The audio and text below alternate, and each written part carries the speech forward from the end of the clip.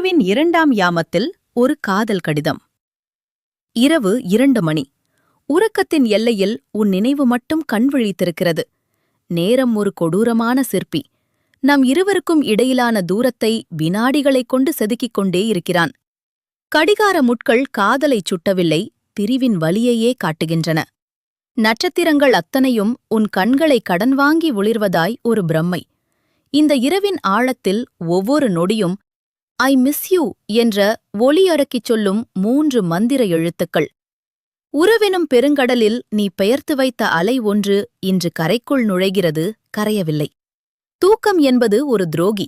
உன் நினைவுகளை நரம்புகளில் பாய்ச்சும் சொட்டு மருந்தாக இந்த நள்ளிரவை மாற்றிவிடுகிறது.